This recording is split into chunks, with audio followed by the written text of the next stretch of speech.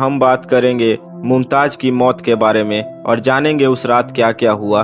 तो चलिए दोस्तों शुरू करते हैं। एक दिन शाहजहां मीरा बाजार में घूम रहे थे कि तभी उनकी नज़र खड़ी एक लड़की पर पड़ी जो कुछ सिल्क का सामान बेच रही थी। मुमताज की खूबसूरती शाहजहां के दिलो दिमाग में इस कदर बस गई कि वो मुमताज का पीछा करने लगे। कुछ समय बाद शाहजहां को पता चला कि जिस लड़की का वो पीछा कर रहे हैं उसका नाम अर्जुमंद बानो बेगम है, जो कि उनकी माँ और नूरजहां की रिश्तेदार है। शाहजहां का प्यार इस कदर परवान चढ़ चुका था कि वो खुद को रोक नहीं पाए और उन्होंने तुरंत अपने पिता राजा जहांगीर के सामने अर्जुमंद से शादी करने की ख्वाहिश जाहिर की। बेटे के प्यार को जहांगीर नज़रअंदाज नहीं कर पाए और उन्होंने इस शादी के लिए हाँ कह दिया। हालांकि मुमताज शाहजहां की चौथी पत्नी थी, लेकिन कहा जाता है कि उनके साथ शाहजहां का एक खास जुड़ाव था। शाहजहां और मुमताज के 13 बच्चे हो चुके थे और मुमताज अब 14वें बच्चे को जन्म देने वाली थी। 13 बच्चों को जन्म देने के कारण मुमताज शारीरिक रूप से बहुत कमजोर हो चुकी थी। जैसे प्रसव नजदीक आया उसी दौरान डेक्कन में खान जहां लोधी के विद्रोह को काबू करने के लिए शाहजहां को बुरहानपुर जाना था।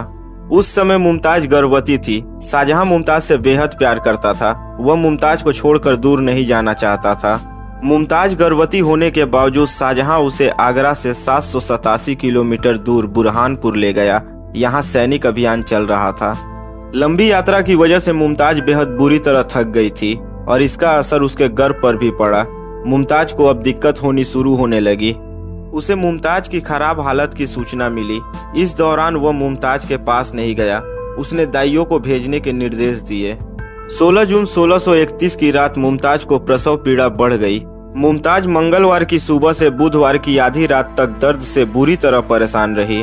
शाही हकीम वजीर खान उसके पास मौजूद था। वह पहले भी प्रसव के दौरान रह चुका था। 30 घंटे के लंबे दर्द के बाद मुमताज ने आधी रात को एक बेटी गौहर आरा को जन्म दिया, लेकिन मुमताज बेहाल थी।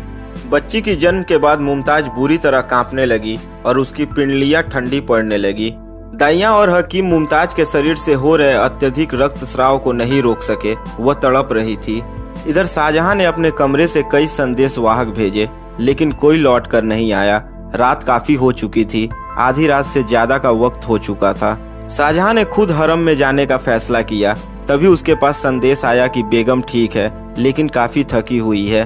बच्ची को जन्म देने के बाद मुमताज गहरी नींद में चली गई है। उन्हें परेशान न किया जाए। इसी दौरान तड़प रही मुमताज ने अपनी बेटी जहां आरा को शाहजहां के पास बुलाने को भेजा। शाहजहां सोने ही वाले थे कि उनकी बेटी जहां आरा वहां पहुंच गई। जब शाहजहां हरम पहुंचे तो वहां उन्होंने मुमताज को हकीमों से घिरा हुआ पाया। मुमताज छटपटा रही थी। वह मौत के करीब थी। बादशाह की आवाज सुनकर मुमताज अपनी आंखें खोली। मुमताज की आंखों में आंसू भरे हुए थे। शाहजहां मुमताज के सिर के पास बैठ गया। मुमताज ने आखिरी वक्त पर शाहजहां से 2 वादे लिए। पहला वादा शादी न करने को लेकर था, जबकि दूसरा वादा एक ऐसा मकबरा बनवाने का था जो अनोखा हो।